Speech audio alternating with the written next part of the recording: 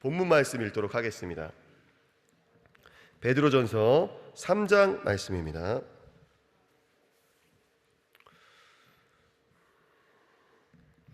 제가 가진 성경으로 신약 성경 380면에 있습니다.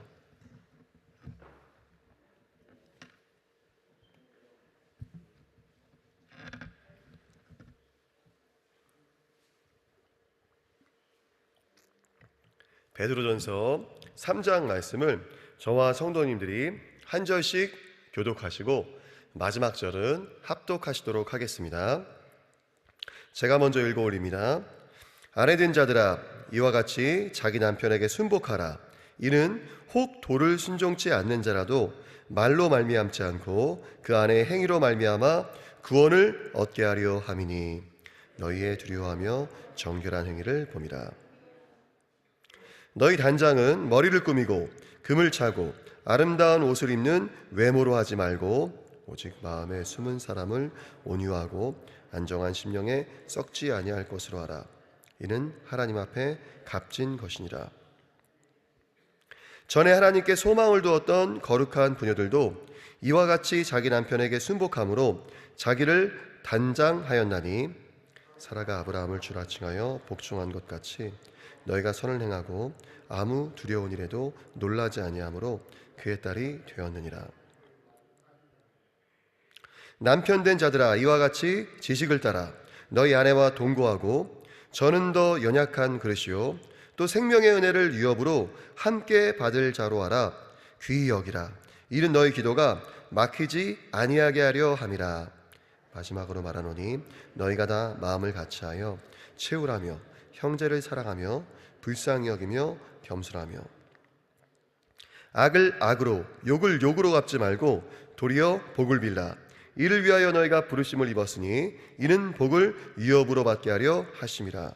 그러므로 생명을 사랑하고 좋은 날 보기를 원하는 자는 혀를 금하여 악한 말을 그치며 그 입술로 교훈을 말하지 말고 악에서 떠나 선을 행하고 화평을 구하여 이를 쫓으라.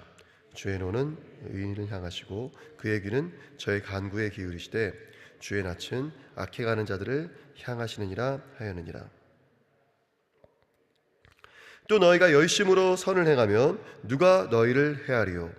그러나 이를 의하여 고난을 받으면 복 있는 자니 저희의 두려움을 두려워 말며 소동치 말고 너희 마음에 그리스도를 주로 삼아 거룩하게 하고 너희 속에 있는 소망에 관한 이유를 묻는 자에게는 대답할 것을 항상 예비하되 온유와 두려움으로 하고 선한 양심을 가지라.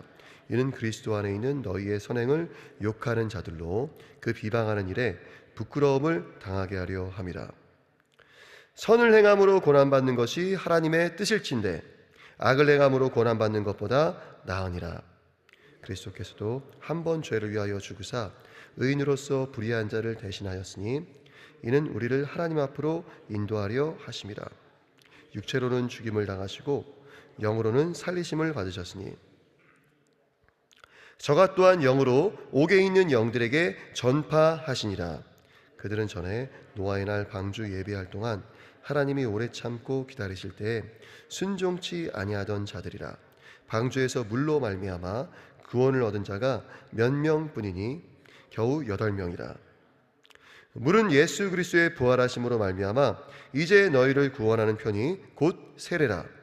육체의 더러운 것을 제하여 버림이 아니요 오직 선한 양심이 하나님을 향하여 찾아가는 것이라. 함께 읽습니다. 저는 하늘에 오르사 하나님 우편에 계시니 천사들과 권세들과 능력들이 저에게 순복하느니라. 아멘. 저희 효화행복 교재 보시도록 하겠습니다. 요절 말씀 17절 말씀 함께 읽습니다.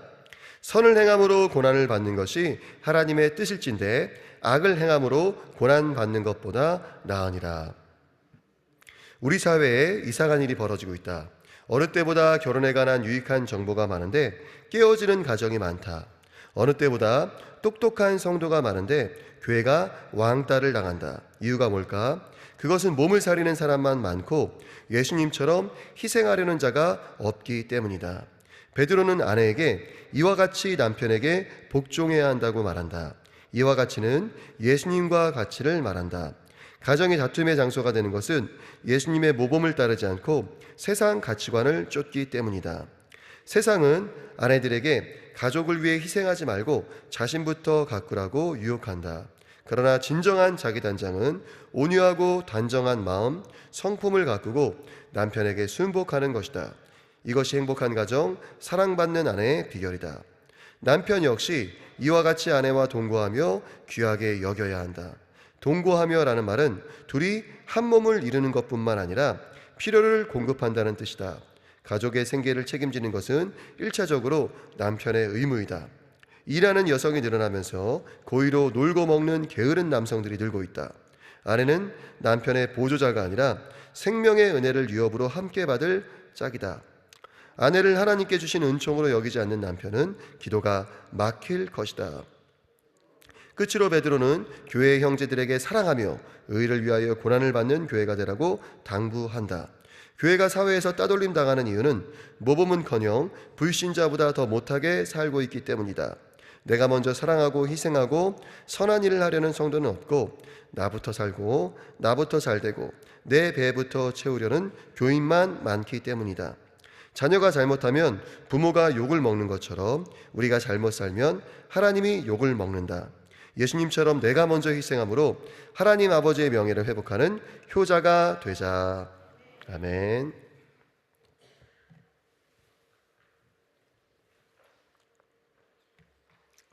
베드로전서 3장 말씀 나누도록 하겠습니다.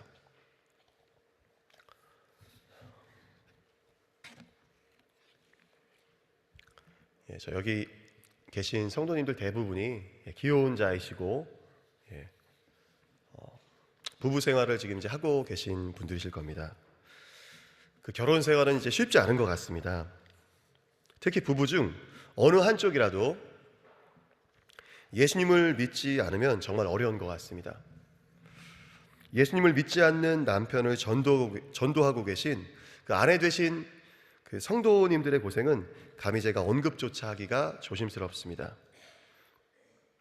꼭 전도하려는 목적이 아니어도 대부분의 성도님들 가정에서 남편보다는 아내분들께서 신앙생활에 더 열심인 경우가 많기 때문에 믿음 좋은 아내들이 가정에서 약자가 되기 쉬운 것 같습니다. 이제 신방을 또 남편과 함께 받으려고 해도 또 남편 마음을 또 열기도 힘들고요. 또 교회 행사에 좀 더 적극적으로 참여하기 위해서 또 남편을 끌은 일이 또 이제 어려우신 가정들이 있으실 줄 압니다. 그런데 이러한 상황은 베드로전서가 쓰여질 당시에도 마찬가지였습니다. 믿지 않는 남편과 살고 있는 여자 성도들이 많았기 때문에 이런 내용이 쓰여진 것입니다. 조선시대처럼 남편의 권위가 막강했던 헬라 그리스 사회의 가부장적인 사회에서 아내가 남편을 전도하기란 정말 어려운 일이었습니다. 바로 뒤에 나오는 남편들에 대한 권면을 보면요, 남편들에게는 믿지 않는 아내를 어떻게 대하라고 또 어떻게 섬기라고 말하고 있지 않습니다. 이 말인즉슨 남자가 가정을 다스리던 당시 사회에서 아내와 자녀들은 무조건 당연히 남편과 아버지의 신앙을 따랐기 때문입니다. 저희 가정 얘기를 잠시 말씀드리자면요, 먼저 믿으셨던 어머니께서 아버지를 이렇게 전도하시려고 많이 섬기셨습니다. 또 전도한 이후에도 화목한 가정을 이루기 위해서 음식부터 여러 가지를 아버지께 맞춰드리려고 열심히 노력하시는 모습을 제가 봤습니다. 두 분이 물론 이제 완벽한 가정을 이루신 건 아닙니다. 최근에도 이제 제가 부모님 댁에 종종 이제 방문을 하면요, 제 앞에서도 이제 티격태격 하시는 모습을 보이십니다. 어머니께서는 변하시지 않는 것 같은 그 아버지 모습에 실망도 하시고 가끔 이제 짜증도 내시고 화도 내시는 것 같습니다. 이 결혼 생활이라고 하는 게 노년이 되어서 이제 쉬워지는 게 아니라 연세가 들어가시면 들어가실수록 더 어려운 것 같아요. 제가 지금까지 설교를 하면서 이렇게 격하게 공감해 주신 적이 처음인 것 같아요. 고개를 연신 끄덕이시면서 우리 듣고 계신 앞에 계신 성도님이 계십니다. 젊은 시절 벌어놓은 재정으로 이제 노년의 삶을 꾸려 나가야 하고요. 서로에게 한없이 끌리던 그 육체적인 매력은 사라진 지가 오래입니다. 그런데 나이를 먹어도 철부지 같은 남편의 모습은 변할 기미조차 보이지 않습니다. 힘들죠. 예. 제가 어떤 집사님 가정에 실제로 있었던 일을 들었습니다. 가족들이 이제 오랜만에 이제 맛있는 음식을 해서 먹는데 남편분께서 다른 가족들 드실 건 생각지도 않고 맛있는 걸 자기 혼자 막 열심히 드시더래요. 보지 못한 그 아내께서 아이들에게 얘야 빨리 먹어라 남이 다 먹는다. 남편이 화가 나가지고 그 자리에서 누가 남이냐고 지금 화를 내시더랍니다. 두 분 다 이제 교회 열심히 다니시는 분이었는데 믿음 좋은 가정 내에서도 이런 일들이 있죠. 이렇게 철없는 남편도 사랑해야 합니까? 우리가 기도하면 하나님께서 말씀하십니다. 그래도 사랑해라. 그 권위에 순종해라 라고 말씀하십니다. 연세 많으신 어느 할머니 할아버지 부부가 전도되셔가지고 교회에 오셨습니다. 남편 할아버지께서 젊은 시절부터 할머니를 엄청 힘들게 하셨다라고 합니다. 할머니가 예수님 믿어야 천국 간다는 가족들의 전도로 교회에 오시긴 오셨는데 심각한 얼굴로 아무도 없을 때 자기를 전도한 딸에게 물으시더랍니다. 예, 나 천국 가서도 저 영감이랑 살아야 되냐? 예, 물으시더래요. 예. 술 끊겠다고 수많은 다짐과 약속을 받아냈지만 빠질 수 없는 회식 자리라며 새벽녘에 고주망태가 되어서 돌아온 남편도 사랑해야 합니까? 하나님께서는 그래도 사랑해야 한다라고, 그래도 순종해야 한다라고 오늘 말씀에서 말씀하십니다. 우리 남편도, 믿지 않는 남편도 예수님 믿고 천국 가셔야 하지 않겠습니까? 그런 막중한 사명을 우리 아내 되신 성도님들께 우리 하나님께서 맡기신 거예요. 아멘이십니까? 아멘. 아내 되신 성도님들께서 남편의 부족하고 연약한 부분을 조금도 용납하고 받아주시지 않으면서 교회 가자, 예수님 믿어야 한다 말로만 말씀하시면 남편들께서는 꿈쩍도 하지 않으실 거예요. 막 부부싸움 크게 하신 다음에 막 고성이 오가고 막 서로 막 화를 막 내신 다음에 나 교회 가야 돼 하면서 교회 가시면은 남편분들께서 정말 더 억한 심정으로 교회를 대적하시겠죠. 그래서 베드로전서 3장 1절에서 베드로는 아내들에게 이렇게 이야기합니다. 자, 쉬운 성경 말씀 한 번 더 읽어드리겠습니다. 이와 같이 아내들은 남편에게 순종하십시오. 그러면 하나님을 멀리하고 그 말씀에 귀를 기울이지 않던 남편들도 아내의 순종하는 모습에 의해 하나님을 믿게 될 것입니다. 남편에게 순종하라는 얘기합니다. 억지로 설득하려는 100마디 말보다 온전한 행동이 남편을 감동시킬 것입니다. 여기 앉아 계신 남편 성도님들께도, 그리고 아내들께서 들으시라고 또 남편들 입장에서도 우리 하나님께서 말씀하시죠. 제가 3장 7절 또 쉬운 성경으로 한번 읽어드리겠습니다. 마찬가지로 남편들도 아내를 잘 이해하고 돌보아주며 살아가십시오. 아내를 존중해 주시기 바랍니다. 아내는 남편인 여러분보다 더 연약합니다. 그러나 하나님께서는 여러분에게 주시는 것과 똑같은 은혜인 참 생명을 아내들에게도 주셨습니다. 아내를 소중히 대함으로써 여러분의 기도가 막히지 않도록 하십시오. 남편이라고 왜 아내에게 못마땅한 점이 없겠습니까? 생전에 시부모에게 전화 한 통 안 하는 저 아내를 제가 사랑해야 합니까? 남편분들께서 이렇게 기도하실 수도 있습니다.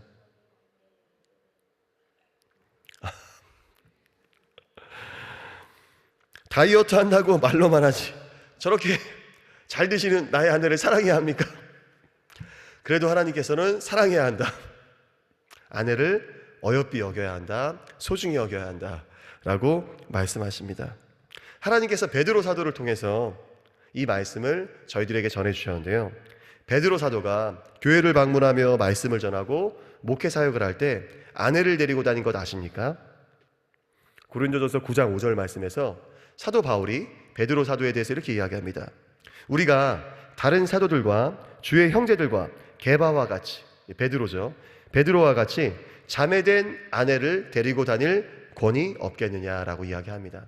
베드로 사도가 교회에 방문하여 설교 말씀을 전하고 또 목회 사역을 감당할 때 아내와 동행하였다라고 하는 것입니다. 이 베드로전서 말씀을 받고 있는 교회들은 베드로 사도가 평소에 아내분을 데리고 다니면서 어떻게 대했는지 다 보고 알았을 것입니다. 베드로 사도는 자신이 말한 대로 살았습니다.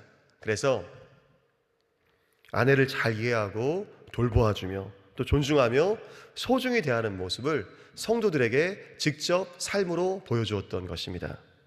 예수님께서 잡혀가시던 날 밤, 그 밤에도 칼을 휘두르며 분을 내던 그 다혈질의 베드로가 성령 받고 변하여서 아내를 귀히 여길 줄 알며 하나님의 동역자로서 함께 하나님의 일을 하는 동역자로서 아내를 사랑하게 되는 법을 배웠던 것입니다. 저희도 우리 남자 성도님들께서도 저를 포함한 저희들도 베드로 사도처럼 변화되어야 하겠습니다.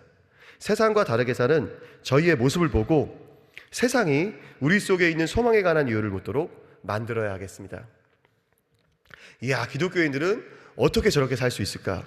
묻도록 만들어야 하지 않겠습니까? 그 헬라 그리스 사회의 어떤 가부장적인 모습은 조선시대와 거의 방불 했었던 것 같습니다. 제가 이제 그 기록을 보면요, 아내는 남편의 소유였었습니다. 그리고 실제로 이제 노예들을 대할 때, 그 헬라 그리스 사회에서 노예들을 대할 때 노예들이 말을 듣지 않으면은 때리는 정도가 아니라 신체의 일부를 절단하는 일들도 있었습니다. 그러니까 노예들이 말을 안 듣는다고 팔을 자르는 일이 실제로 있었던 거예요. 근데 이제 그 로마 그리스 사회가 점점 기독교화 되어 가면서, 그리고 그들이 기독교 신앙을 받아들이면서 그런 것들이 점점 사라졌다라고 하죠. 정말로 아내들이 안 믿는 남편을 전도하는 것은 어려운 일이었습니다. 저희들이 잘 아는 디모데 가정만 보더라도, 디모데의 아버지가 예수님 안 믿잖아요. 그 어머니와 할머니 로이스는 다 예수님을 잘 믿는 가정이었음에도 불구하고 그 아버지, 그리스 사람이었던 그 아버지는 결국 이제 끝까지도 하나님을 안 믿었던 게 아닌가 이제 생각이 됩니다. 그럼에도 불구하고 하나님께서는 저희들에게, 아내들에게 남편에게 순종하라, 남편을 사랑하라라고 말씀하십니다. 또 남편인 남자 성도님들에게도 아내를 사랑하고 아내를 소중히 여기라고 말씀하십니다. 그래야지 저희의 기도가 막히지 않는다라고 하는 것입니다. 우리 성도님들께서 새벽 기도도 나오시고 수요 예배도 참여하시고 주중 예배도, 교구 모임도 열심히 참여하시는 것만큼 가정에서 남편들을 사랑하시기를 예수님의 이름으로 축복합니다. 아멘. 아멘. 기도하고 마치도록 하겠습니다. 하나님 감사합니다. 베드로 사도가 자신의 삶을 통하여서 전하였었던 가정에 대한 가르침을 저희가 들었습니다. 저희가 교회에서 얼마나 예배에 잘 참여하고 얼마나 봉사활동을 열심히 하고 얼마나 잘 섬기는 것과 비례하여 가정에서 배우자를 사랑하고 섬기는 일들이 성장해야 될 줄 믿습니다. 저희가 베드로가 변화되었던 것처럼 다혈질의 하나님, 막무가내의 베드로가 성령받아 변화되었던 것처럼 저희들 또한 변화되게 하여 주시옵소서. 그리하여서 세상이 어떻게 그리스도인들의 가정은 저런 삶을 살 수 있는지 물을 수 있도록 저희들을 사용하여 주시옵소서. 주님 감사하고 예수님의 이름으로 기도합니다. 아멘.